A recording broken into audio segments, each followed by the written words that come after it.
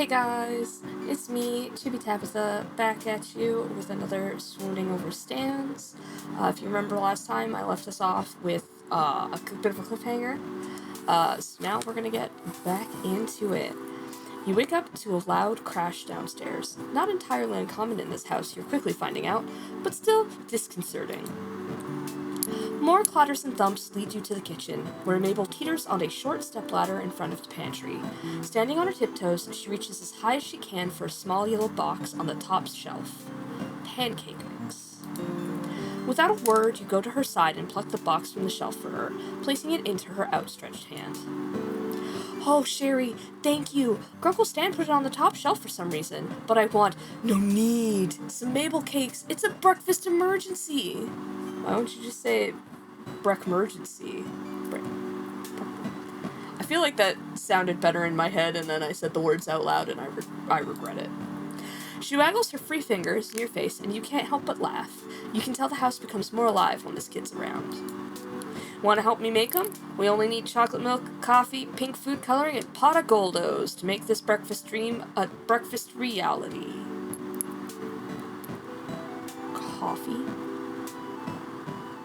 So, like, it's been a hot minute since I've made pancakes using pancake mix. But, like, isn't it, like, pancake water, egg, oil? So are we substituting all of the liquid for milk and chocolate milk and coffee? As delicious as that sounds, you're inclined to ask where the coffee comes into the mix when you realize the house is suspiciously quiet. Mabel, where is everybody? Oh, Grunkle Stan needed stuff for your car, so we went to go get mechie techie stuff for that. I think Grunkle Ford's somewhere. He heard the abominable bro man was trying to steal soda from campers, so he went to help them out. The abominable bro man. Bro. I can't believe I did that. Please forget you saw that. Please forget you saw that, okay, guys? It's between you, me, and God. God. Yep, that's where he went. Totally knew that. So they left you guys to make breakfast on your own. You don't know the family well enough yet to know this is commonplace, so the idea of leaving two teenagers alone to fend for themselves seems fine. If one of the teenagers wasn't Mabel, anyway.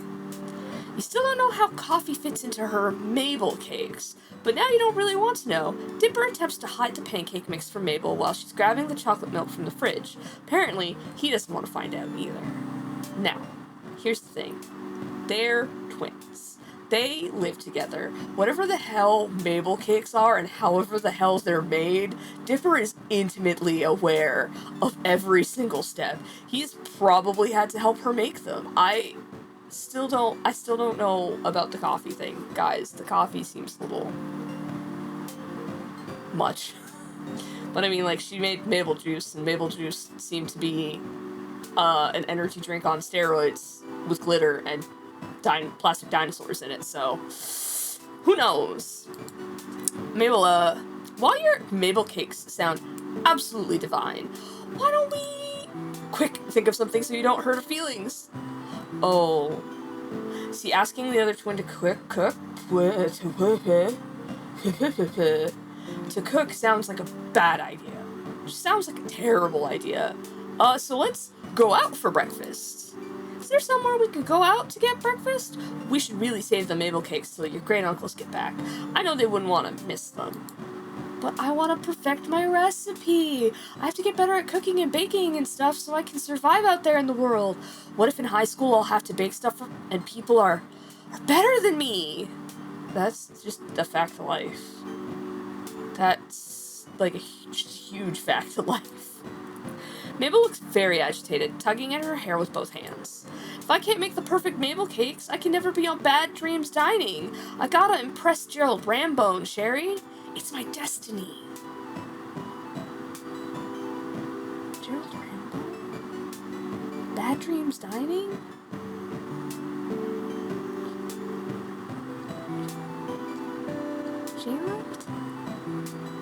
Gerald Rambone? Oh, wow, the light bulb turned on. Okay, yeah, so is that Hell's Kitchen or, Kitchen Nightmares? I feel, maybe, it might, she's talking about baking, it might even be, I'd like to say, the equivalent of MasterChef, but probably not. Oh, good. Ask the other twin to cook, yeah. Maybe Dipper can help you make something different. We should save the Mabelcakes for another day. A more special day. But Sherry... Mabel, still standing on the stepladder, reaches up and squishes her cheeks together, with wide eyes staring into your soul. I don't have one. That thing, I sold that thing for a Dorito chip ages ago. I don't have one of those. Every day is a special day with Mabelcakes. You glance at Dipper, making a please help me and I'll buy you breakfast face. You hope he understands. Yeah, Mabel. I know you want to cook more since you're becoming an adult. Sure.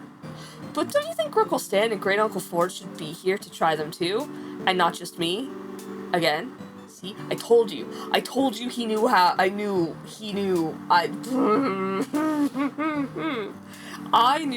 that he knew how the Mabelcakes were made. I knew it. Mabel hops off the stepladder and ponders her brother's question. Lips pursed. Eventually, she nods, beaming at you both. You're right, Dipper. I can't deny them that experience. You give Dipper a thankful smile over Mabel's head as she puts the ingredients back in the refrigerator. He grins back at you, rubbing the back of his neck. You wonder if he got that one from one of his grunkles. Yeah, they both. I'm pretty sure... Like, I know there's a sprite of Ford, like, grabbing the back of his neck. Is there one of Stan? I don't remember.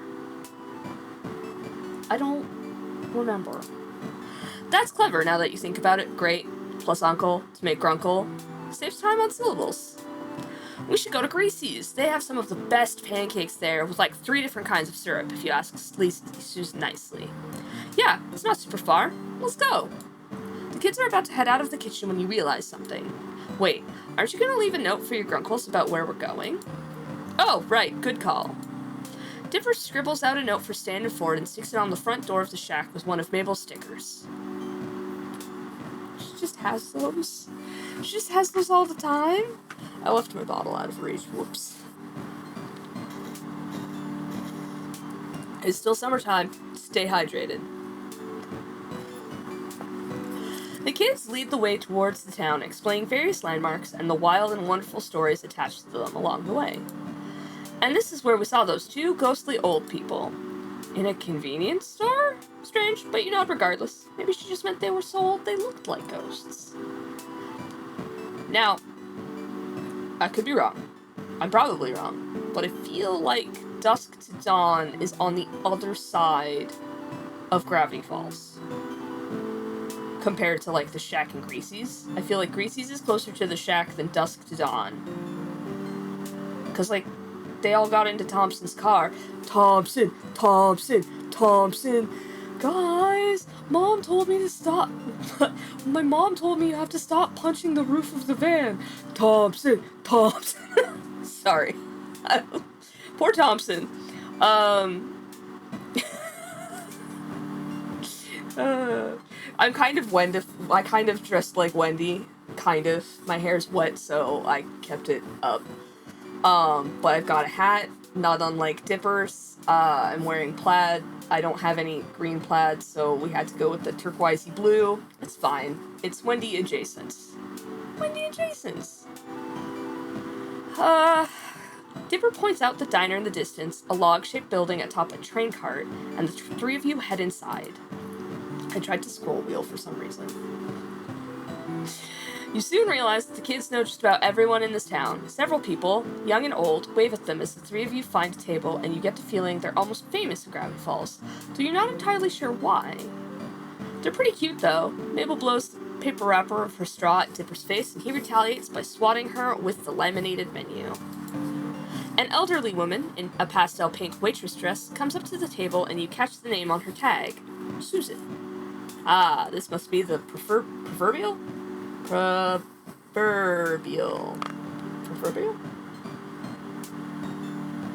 Is that the right word?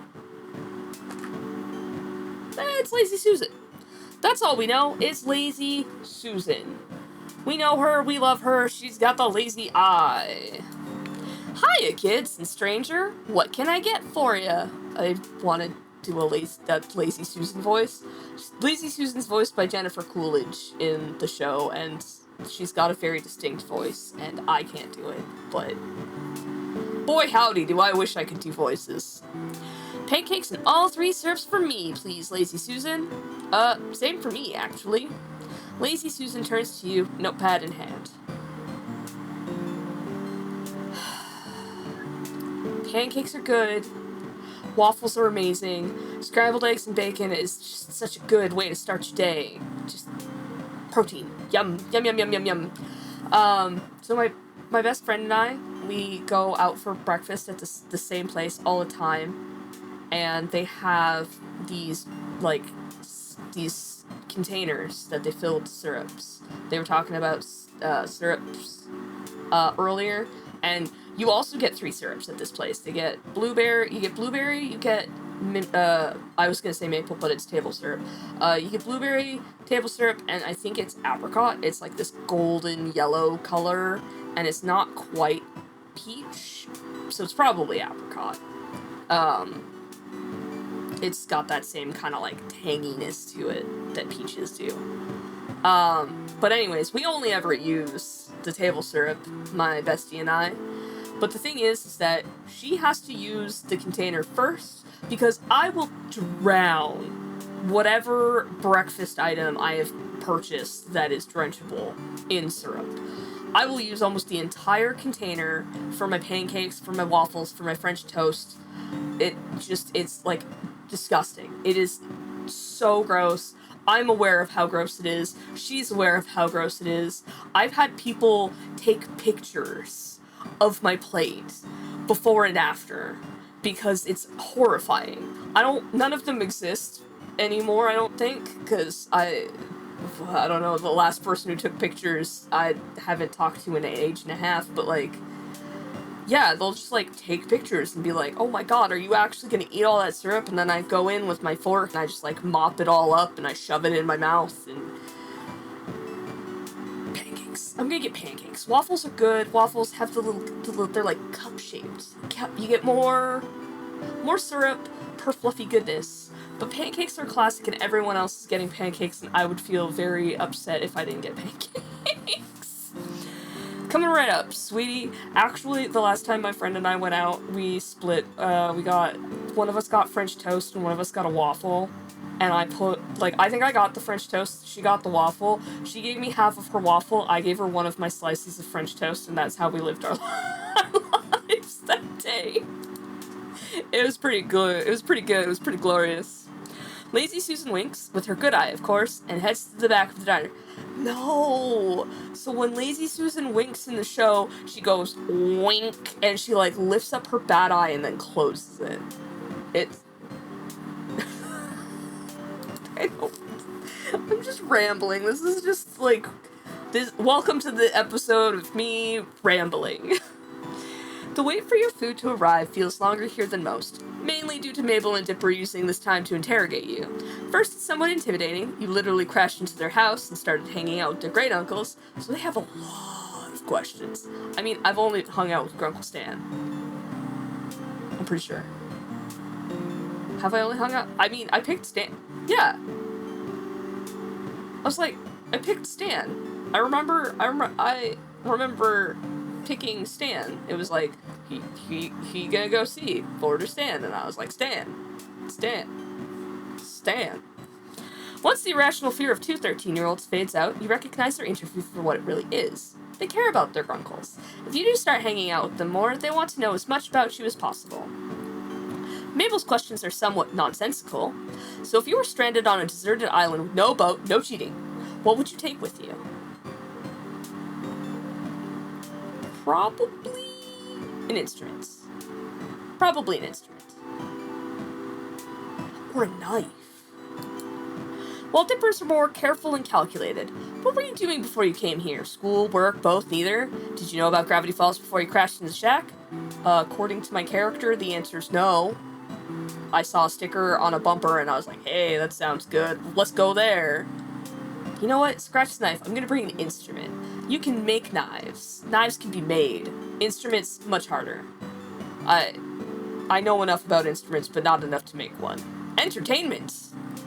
You immediately know which grunkle each twin takes after. Stan and Mabel, goofy partners in crime, versus the quiet brainiacs, Ford and Dipper. It's an intriguing contrast, especially now that you're thrown into the middle of the bunch. I mean, am I in the middle of the bunch? But as the twins race to see which syrup bottle drips into their mouths the fastest, Dipper's blueberry syrup beats Mabel's classic maple by half a millisecond. You swear on it.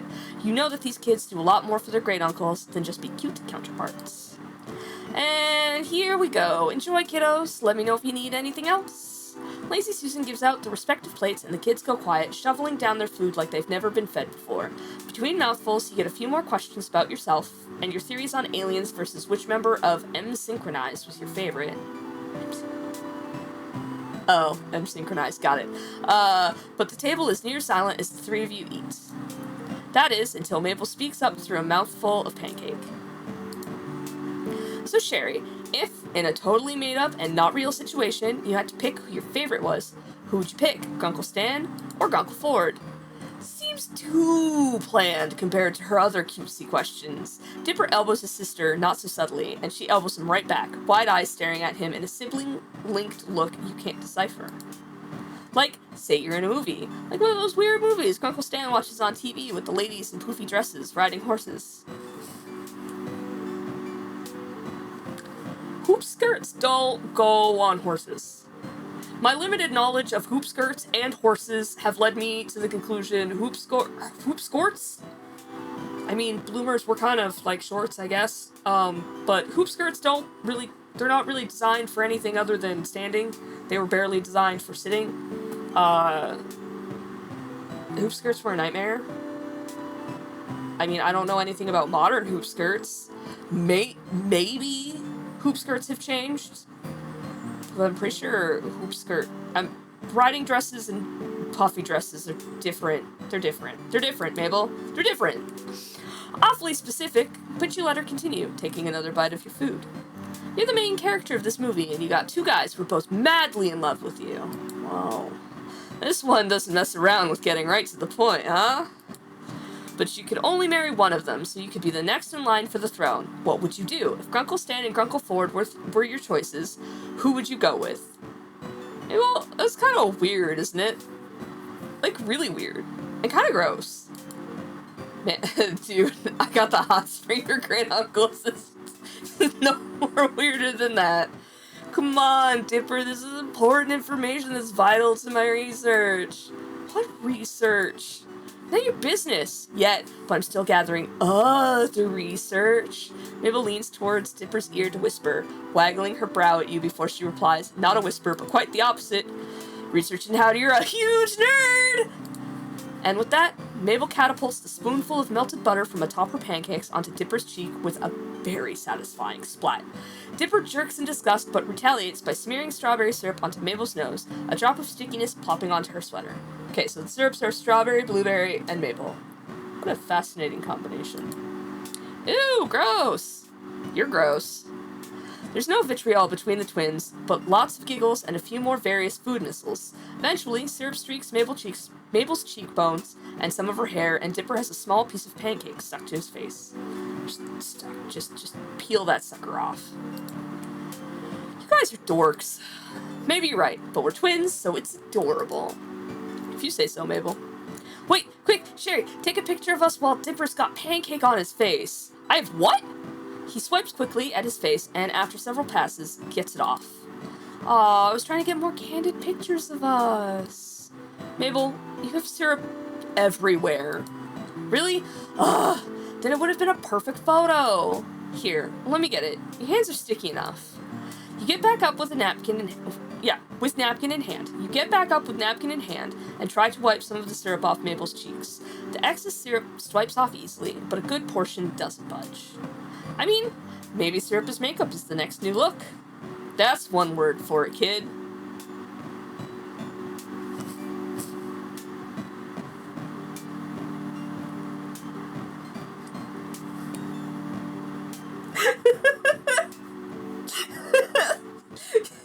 think I'd be prepared. We left them a note. His face. It's fine. Everything is fine, guys. We wondered where you went once we came back to a suspiciously quiet house. If it weren't for Dipper's note, we would have been worried. Sixer would have been worried. I tried to tell him you kids pull this kind of stuff all the time. Had now unannounced the stress on your poor old grunkle's heart. He puts a hand over his heart dramatically. All those missing hours of unpaid child labor. Stanley!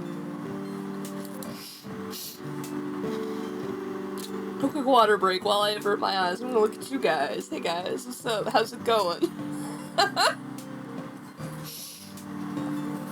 Actually, that note wasn't me. Well, I wrote it, but Sherry's the one who said we should so that you'd know where we went. My brain stopped working.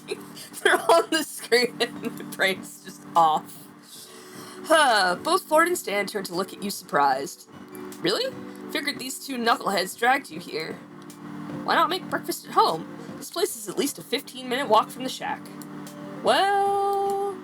You glance at Dipper, swiping his finger across Mabel's cheek and licking the blueberry syrup off. Mabel has a pancake in her mouth, chewing on it like a grazing sheep. Does she have to, like, long-distance stare while she's doing it? Because that's the best way to do it, like, when you're chewing... Anyways, it's fine. I wanted to treat them to something, I guess. It's the least I can do. You're letting me stay with you and fixing my car. Thought since you were gone, I'd take these two out for a change. Also, Mabel was gonna make Mabelcakes again. You're just mad you can't even make toast right. What? Yes, I can! I burned it one time! One time! Dipper holds his syrup-tipped finger in the air, indignant. Well, Mabel wanted you guys to enjoy her Mabelcakes too. Since there wasn't much food, I figured I'd take them out. Ford asks Mabel about her creation, wondering how much extra caffeine one could gain from adding instant coffee to the Okay, so you add... so like instead of adding like chocolate chips, you're adding instant coffee. Scratch what I was saying, that still sounds horrific. Adding instant coffee to the concoction, but Stan stays quiet. You catch him out of the corner of your eye. He's staring at you, a lopsided smile tugging at the corner of his mouth. Huh. Thanks, Sherry. Appreciate it. Oh, no problem at all. You smile warmly at Stan despite the heat spreading over your cheeks, but he's rubbing the back of his neck, looking down to his feet. Mabel throws a theatrical wink your way. You're not sure why. Well, kid, if you're paying, scoot over, Dipper. I want breakfast, too. Stanley, it's at least 12:30 now. Grunkle Ford, that means it's time for brunch. Duh! See, this kid gets me. Now let me in so I can get some grub. Honestly, brunch is whenever you want it to be. Breakfast is whenever you want it to be. People don't live by everyone else's clocks. It's fine. Dipper moves to your side of the booth as Stan sits next to Mabel, and Ford sits at Dipper's side. Lazy Susan comes back and takes orders for another round of food and drinks for everyone, including Mabel, who decided she wants more pancakes. My poor wallet. I'm trapped in this place. I'm trapped in this hell with two very handsome men. And they're very adorable nibblings. But I'm trapped in hell with my wallet, and my wallet is bleeding. It's crying out my name. It's going, Sherry, why? Why would you do this? You're starting to regret offering to But as Stan and Mabel tried their hand at the syrup drip race with Dipper cheering them on, Ford watching with a wide grin on his face, you know you don't really mind that much. Oh, that was good. Over the next few days, you continue to help out around the Mystery Shack, not out of obligation, but because you have nothing better to do. Besides, Seuss, practically the golden retriever of people, is really digging the input on the current installments from an outsider's perspective. Bless his soul, the guy even offered you a job if you end up stranded here forever, dude, and need to make life for yourself. Stan nearly choked on his ice pop as he overheard. I hope I'm not stuck here for forever. Thinking about it now, the relationship between Seuss and Stan is unexpected, if not a little odd, but it makes you smile no matter how many times Stan may roll his eyes as he does it. He'll always help Seuss get something done just right. That's so cute. Showered and dressed. I had a shower before this. You go outside as per usual, but you don't see anyone. After a few minutes such, you find Stan standing with his back to you in one of the exhibit rooms, admiring the weird and wonderful animal amalgamates. Amalgamates. Not mites, amalgamates. Weird and wonderful animal amalgamates he's collected for his tourist trap. Hand at his chin in thought. Am I interrupting something important between you and the gooseturkey? Now, is the gooseturkey... Like, which parts of the goose and which parts of the turkey did you staple together? I feel like I've seen it. I feel like the image of the gooseturkey is in my mind. And I feel like I know what it looks like, but my brain is just not adding it. It's not providing me with the image. The gooseturkey. Stan turns at the sound of your voice, smiling. Nope. You need something? You have any plans tonight? Sherry, what are you doing? Sherry, no. Sherry, don't ask to stand out. Okay. You have any plans tonight? He mulls your question over for a few moments, giving you an assessing look up and down. Don't look at me. Don't look at me. Don't look. I've got a couple errands to run. Why, you want to tag along? Oh, yeah, let's just cut over to see what Ford's doing.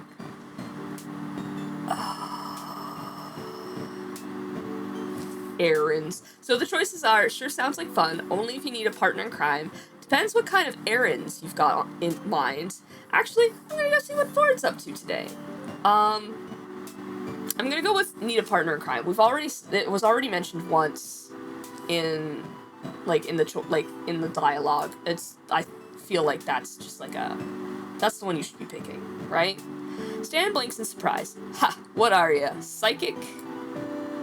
What? Wait, really? It was just a figure of speech, but you guess you should have known better. Alright, I'm heading out in a couple hours. Meet me out front. A couple of hours, but no buts, Sherry. You can't rush this stuff. Trust me. Okay, sure. Not ominous at all, Stan. Yeah. Meet me out front if you think you can handle it. He turns to go, but stops for a second, and then turns back. Oh, and we're black. Something you don't mind getting dirty.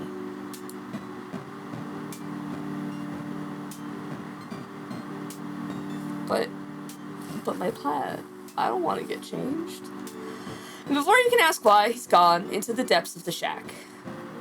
A couple hours turns into a handful, which you passed by watching some TV with Mabel. Let's try reading that again, but like a real human would. Wow. A couple hours turns into a handful, which you pass by watching some TV with Mabel and Dipper and dozing off. You have no idea what kind of satellite they get out here, but the shows on now are some of the most bizarre programming you've ever seen. It's the Gravity Falls, TV channel. That's wild. Once you've had enough of waiting, you change into your darkest clothes and sit on the front steps of the shack, watching as the sun starts to sink past the trees. It's cloudy and unusually warm for this time of day. There's a nice breeze out. It's strange that these errands need to happen so late in the day. Considering the things you've gathered about his criminal past, however, maybe this is a typical weekday night for Stan. The screen door creaks out, and out comes Stan, dressed in all black just like you are, with a lumpy duffel bag. With a lumpy duffel bag under one arm and a briefcase in the other. Is that the briefcase from when he tried to rob the animatronics from Seuss and the Real Girl? As he's about to speak, a sudden gust of wind comes along and ruffles his hair, and he smooths it down irritably before regaining his cool and nodding at you. Ready? And just like that, I'm going to say, no, we're not, because we're going to stop right here. I guess we're going to go on a crime date, a heist date, probably, from what little I know. So we're going to go on a date with our heisting hand, Stanley. I have no idea what to say. I'm looking at the sun. I just need to block it. Anyways, if you guys enjoyed this, if you enjoyed watching me make a fool of myself, as usual, hit that like button, hit that subscribe button, so you can be notified the next time I upload another episode of Swooning Over Stands. Until next time, though, I'll see you around. Bye!